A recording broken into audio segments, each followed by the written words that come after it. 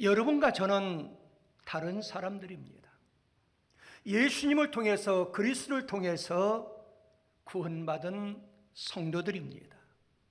그러면 여러분과 제가 예수를 믿음으로, 예수를 영접함으로 구원받은 그 백성으로서 구원의 풍성함을 누릴 수 있는 특권을 가지고 있습니다.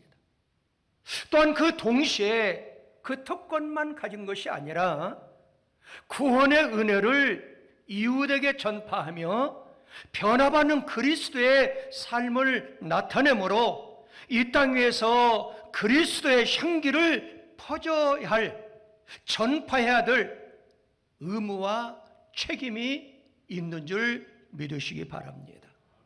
오늘 본문에서 사도 바울은 로마서 15장은 결론의 말씀입니다. 그럼 오늘 본문을 통해서 수십 년 동안 교회를 다녔어요. 많은 세월 동안 예수를 믿었어요. 빛의 자녀, 하나님의 자녀로 부름을 받았어요. 이런 사람을 오늘 본문에서 믿음이 강한 자라고 표현하고 있습니다. 그럼 오늘 본문 말씀을 통해서 과연 믿음이 강한 사람들의 아름다운 모습은 어떤 모습일까요? 따라 한번 합시다. 약자의 연약함을 담당해 주는 사람이다. 예. 그래, 내가 믿음이 강한 자고 하나님 말씀을 듣고 깨달음을 계속 유지해 간다고 하면은 우리 가까운 주변에 다 믿음이 강할 수는 없어요. 믿음이 약한 자, 환난이 왔을 때 의심하고 시련, 고통을 당할 때 낙심하고 실망하는 그 사람들을, 그 약자들을 위로해 줄 수 있는 사람이 믿음이 강한 자라는 사실이에요. 그래서 오늘 본문 로마서 15장 1절에 보니까 이렇게 나와 있어요. 믿음이 강한 우리는, 함께 읽으시자, 마땅히 믿음이 약한 자의 약점을 담당하고 그랬어요. 특별히 여러분과 제가 믿음이 강한 자라고 하면은, 하나님의 말씀을 듣고 깨달음 얻었다고 한다고 하면은 약자들을 우리 주변에서 돌봐주고, 그래서 자꾸 그들을 챙겨주고 밀어주고 당겨주고 위로해주고 희망을 안겨주는 사람들이 믿음이 강한 사람들인 줄 믿습니다. 우리 주변에는요, 수년간 교회를 다녔어도 어리석은 사람들이 얼마나 많은지 몰라요. 왜 어리석어요? 조금만 환난이 오면, 조금만 시련이 오면 낙심해버려요. 실망해버려요. 나는 기도생활도 잘했어요. 헌신도 잘했어요. 한 번 죄를 범한 적도 없어요. 그러나 예수를 믿긴 믿는데 악한 일을 해요. 남을 모함해요. 주일날도 잘 빠져요. 기도생활도 잘 안 해요. 그런 사람이 더 잘 될 때가 있어요. 그래서 그걸 보고 낙심하고 실망하고 좌절할 때가 사실 있어요. 그런데 오늘 교동문을 통해서도 그런 걸 보고 낙심하지 말라고 했잖아요. 그런 걸 보고 실망하지 말라고 그랬잖아요. 그러므로 여러분과 저는 믿음이 강한 자로 간다 하면은, 우리 주변에는 수십 년 동안 교회를 다녔어도 아직은 세상 줄을 끊지 못하다 보니까 여러 말을 듣고 살아요. 그러다 보니까 쉽게 넘어가요. 쉽게 포기해버려요. 쉽게 낙심해요. 그런 사람을 찾아가서 그들의 신앙이 흔들리지 않도록, 변들지 않도록 그들을 반드시 붙들어주고 받들어주고 격려해주고 위로해주고 잘 이끌어주는 사람들이 믿음이 강한 사람들인 줄 믿으시기 바랍니다. 여러분과 저는 믿음이 강한 자라고 하면은 이 말씀을 꼭 기억했으면 좋겠어요. 흔히 우리가 어렸을 때 성장할 때 우리 어르신네들이 그런 말씀 많이 하잖아요. 독수리는 파리를 잡지 않는다. 그런 속담 얘기를 많이 들었어요. 맞는 말씀이에요. 여러분과 제가 믿음이 강한 사람이라 하면은 하나님 말씀을 보고 깨닫고 우리의 삶의 여정을 이어간다 하면은 약한 자들의 약점을 비판할 가치가 없는 거예요. 그것을 비웃고 멸시하고 그러지 말아야 된다는 사실이에요. 그러나 우리의 현실은 그렇지 않은 것 같아요. 자꾸 믿음이 약한 자, 초신자, 그들을 부족하면은 그들을 메꿔주기보다도 그들의 잘못된 것을 자꾸 들춰내고 비판하고, 그래서 자꾸 판결하고 멸시하고 비웃고 그럴 때가 사실 많아요. 이건 하나님이 기뻐하지 않습니다. 오히려 여러분과 제가 믿음이 강한 사람이라 하면은 주님이 우리 죄를 대신해서 십자가를 져 주셨듯이 강한 사람들이 약한 자들의 약점을 좀 메꾸어 주고 아멘 하세요. 약한 부분을 대신 좀 져 주시고 하면 그리스도의 사랑의 교제가 이루어지며 화평 중에 하나님의 자녀로 계속 이어가면은 하나님이 반드시 그 사람을 기억해 주시고 하나님이 때가 되면 반드시 축복의 주인공, 기적의 주인공으로 하나님이 인도해 줄 믿습니다.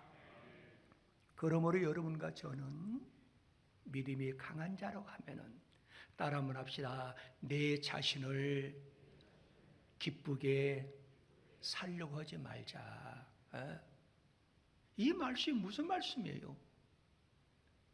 인생의 목적은요, 자녀를 통해서, 내 남편을 통해서, 내 아내를 통해서 내가 기쁨을 얻고 영광을 얻으려고 살아가는 사람이 얼마나 많아요.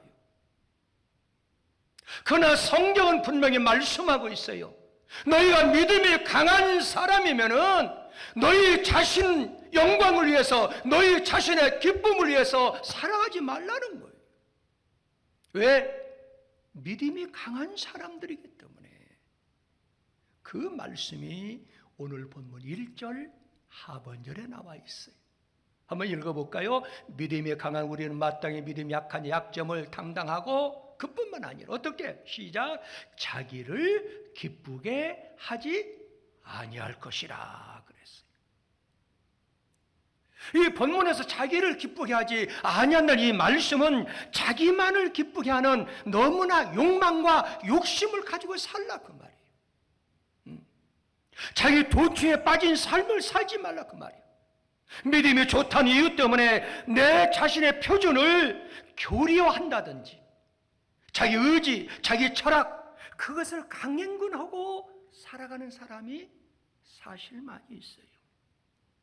가만히 보면은요, 옳지 않은 일을 해놓고도 스스로 그걸 용납하고 오히려 더 큰 범죄를 행하는 사람들이 있어요.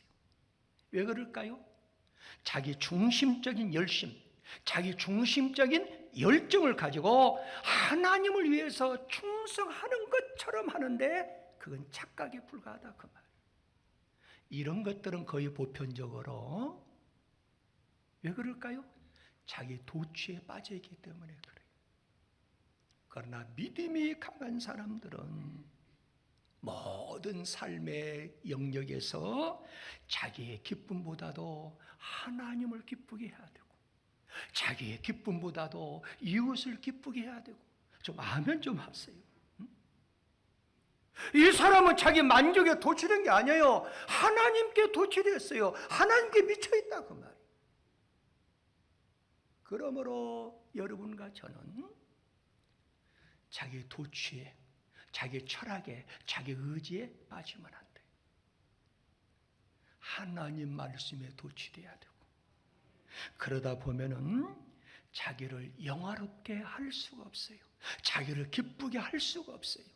여러분들 성경에 보면은요, 자기를 영화롭게 하다가 하나님의 진노를 받은 사람이 많이 본보기로 기록되고 있어요. 여러분과 제가 잘 아는 왕이 있잖아요. 가장 악랄한 왕. 누구예요? 아합 왕이었죠. 여러분, 아합 왕은 하나님을 두려워하는 사람이었어요. 근데 왜 이가 악나라를 했느냐? 장가를 잘못 갔어요. 그 아합 왕이 궁전에서 밖을 내다보니까 그 포도밭이 그렇게 아름다워요. 욕심이 생겼어요. 저 포도밭 주인은 과연 누굴까? 궁전 앞에 아름다운 포도밭이니까 내 것으로 만들어야 되겠다. 왕인데. 그래서 자기를 영화롭게, 자기를 마음을 기쁘게 하기 위해서 신하를 보냈어요. 그 포도밭 주인이 누군가 좀 알아봐라. 그 나봇이라고 하는 사람이에요. 그러면 원하는 대로 돈을 다 줄 테니까 그걸 팔아라. 나봇은 팔지 않았어요. 이건 전통적으로 한아버지, 우리 아버지, 우리 집안의 유산으로 쭉 내려왔는데 돈을 많이 주어도 이건 팔 수가 없습니다. 아합이 마음에 근심이 생긴 거예요. 아니, 그 포도밭을 좀 아름답고 그래서 바로 또 궁전 앞에 있고 그래서 일어나면 보이기 때문에 꼭 소지하고 싶은데 팔지를 아니에요. 마음에 근심이 생겼어요. 식사를 하지 못하게 생겼어요. 밤을 잘 이룰 수가 없었어요. 그 곁에서 그걸 보던 이세벨이 물어봤어요. 아니, 왕께서는 왜 무슨 수심이 가득해서 이렇게 잘 주무시지도 못하고 식사도 제대로 못합니까? 그러니까 사실 얘기를 했어요. 왕이요, 오늘 밤부터 편안히 주무십시오. 그리고 이세벨이 잔인하게 팔라고 했는데 안 파니까 주기에서 그 시체를 개들한테 나눠줘가지고 개들이 시체, 나봇의 시체를 먹잖아요. 얼마나 잔인해요. 자기의 기쁨을 위해서 한 생명을 없앴어요. 하나님이 그걸 보셨어요. 하나님이 그들을 어떻게 했을까요, 여러분들? 네?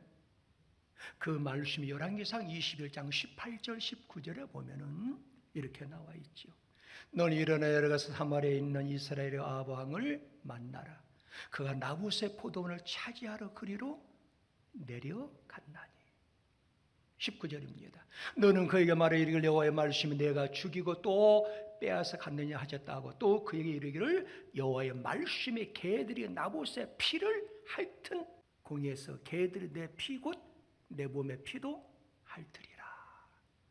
나봇이 비참해 죽은 것처럼 개가 그 피를 핥아먹고, 너도 그렇게 된다는 거예요. 왜?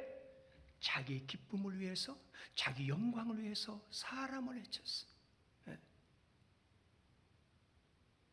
그래서 열왕기하 거기 상해에서 21장에서 그렇게 기록했는데 열왕기하 9장에 보면은 그 말씀이 또 나와요.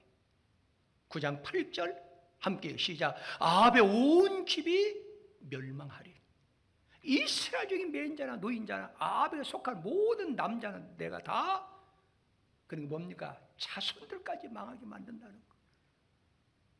그뿐만 아니라 주범인 이세벨을 어떻게 하느냐? 10절입니다. 자, 10절 시작. 이스라엘 지방에서 개들이 이세벨을 먹으리니 그를 장사할 사람이 없으리라 하진하고 곧 문을 열고 도망하니라. 이세벨도 똑같이 개들이 와서 시시를 먹는 비참한 종말을 맞이하게 되었지요. 이 말씀은 자기의 영광을 위해서 사는 자는 종말이 비참하다는 것을 하나님께서는 여러분과 저한테 말씀하고 있어요. 여러분, 신약시대에 보면 헤롯이라고 하는 왕이 등장하잖아요. 하나님께 영광을 돌려야 돼요. 그런데 자기 아이가 기쁨을 차지하고 자기가 그 영광을 차지하니까 하나님이 그를 쳐가지고 벌레들이 와서 그들을 잡아먹잖아요. 아니, 왕인데 한번 읽어볼까요? 자, 사도행전 12장 23절에 보니까 시작. 헤롯이 영광을 하나님께 돌리지 아니하면 주의 사자 고친이 벌레에게 먹혀 죽으니라. 벌레가 잡아먹었다는 거예요. 우리 사랑하는 성도 여러분들, 초신자 때는 하나님의 세계를 모르기 때문에 자녀를 통해서 내가 기쁨을 얻고 돈 몇 푼 벌어가지고 기쁨을 얻고 내 사업이 좀 잘 돼가지고 기쁨을 얻고 그렇게 몸부림치며 살아갈 때도 있겠지요. 그러나 믿음이 강한 자는 내 기쁨보다도 하나님의 영광을 위해서 살아야 되고 내 기쁨보다도 이웃의 기쁨 위해서 살아갈 때 하나님의 역사는 더 크게 더 축복이 임하게 될 줄 믿습니다. 여러분, 우리 예수님의 그 삶의 품성을 보세요. 우리 예수님은 자기를 기쁘게 하기 위해서 오신 적이 한 번도 없어요. 오늘 본문 로마서 15장 3절에도 보면은 이렇게 나와 있어요. 그리스도께서 자기를 기쁘게 하지 아니하셨나니 그랬어요. 이 땅에 오신 목적도 자기 백성들을 죄에서 구원하기 위해서 오셨지, 예수님이 자기가 영광을 받기 위해서 자기의 기쁨을 얻기 위해서 오신 적이 없다는 사실이에요. 어느 정도냐? 우리 예수님께서 마지막 최후에 겟세마네 동산에서 십자가를 앞에 놓고 얼마나 가슴 치면서 밤새도록 기도하며 울으셨습니까? 최후의 기도, 마지막 기도, 예수님의 기도는 이것이 나의 원대로 마옵시고, 누구의 원? 하나님의 뜻대로 해달라는 거예요. 이 말씀 내가 기분 좋기 위해서, 내가 영광 얻기 위해서 그런 것이 아니라 하나님의 영광, 하나님을 기쁘게 하는 거라고 말이에요. 그 말씀이 누가복음 22장 42절에 보면은 시작. 이르시되 아버지여, 만일 아버지의 뜻이거니 이 잔을 내게서 옮기시옵소서. 그러나 내 원대로 마옵시. 누구의 원대로? 아버지의 원대로 되기를 원하나이다. 그랬어. 하나님을 기쁘게 한다고 말이에요. 그래서 바울 사도는 여러분과 저한테 많이 강조했죠. 우리가 눈 감고도 알잖아요. 사도행전 10장 31절에 보면 너희가 먹는 것도 마시는 것도 무슨 일을 하든지 누구의 영광을 위해서? 하나님의 영광을 위해서, 이웃을 기쁘게 하기 위해서 살라는 말씀이에요. 그렇다고 하면 여러분과 제가 이 땅에 믿음이 강한 자라고 한다 하면은 이제부터 누구를 위해서 살아야 되겠느냐? 하나님의 영광, 이 바탕 위에서, 다시 말씀드려서 주 안에서, 따라 한번 합시다. 주 안에서 이웃을 기쁘게 해야 됩니다. 이웃을 기쁘게 해야 돼요. 그러나 오늘날 현실은 그렇지 않습니다. 조금만 자기한테 손해보면은 모함을 합니다. 거짓말을 지어내서 상대편을 죽이려고 하고, 이걸 우리는 뭐라 그래요? 이기주의에 빠진 사람이라 그래요. 하나님이 기뻐하지 아니에요. 여러분과 저는 이웃을 사랑할 수 있어야 돼요. 그래서 구약성경 레위기서 19장 18절에 보니까 원수를 갚지 말고 동포를 원망하지 말며 함께로 시작. 내 이웃 사랑하기를 내 자신과 같이 사랑하라. 항시제가 외친 복음이죠. 이웃을 사랑할 수 있는 비결은 내 자신을 사랑할 수 있어야 돼요. 좀 자존감이 좀 있어야 돼요. 내 자신이 귀한 줄 알아야 돼요. 그래야 상대방을 귀하게 여길 수 있다고 말이에요. 그래야 이웃을 사랑할 수 있다고 말이에요. 그러므로 모세는 출애굽기 20장 16절에서 내 이웃에 대해서 거짓 증거하지 말라는 거예요. 예. 거짓말을 지어내지 말라고 말이에요. 예. 심지어요, 성경은 이렇게 기록하고 있어요. 그 이웃을 은근히 허는 자, 헐뜯는 자가 있다는 거예요. 그런데 하나님이 그들을 용서치 않고 멸할 때가 오는 거예요.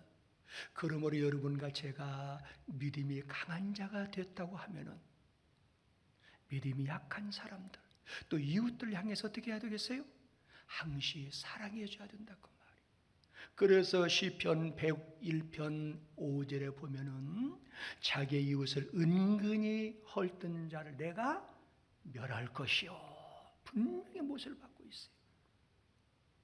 믿음이 강한 사람, 하나님 말씀을 듣고 깨달음을 얻은 사람, 이걸 계속적으로 지속하는 사람은 이웃을 기쁘게 해야 되는데, 마치 신랑과 신부 사이에 순결하고 고상한 사랑과 같이 모든 결점을 덮어주고 숨겨주고 감싸주고, 좀 하면 좀 하세요, 격려해주고 장점만 바라봐야 된다 그 말이에요. 그래야 이웃을 기쁘게 할 수 있습니다. 특별히 이웃을 기쁘게 할 뿐만 아니라, 따라 한번 합시다. 우리는 구원받은 백성으로서 덕을 세워야 됩니다. 그래서 오늘 본문 2절 하반절에 보니까 덕을 세우라고 명령하고 있잖아요. 우리 각 사람이 이웃을 기쁘게 하되 선을 이루고, 그 다음에 덕을 세워라 그런 거예요. 덕을 세우라는 거예요. 어떤 덕일까요? 예수 그리스도의 품성을 닮으라고 말이에요. 예수 그리스도의 성품을 좀 닮으라고 말이에요. 우리가 흔히 그러잖아요.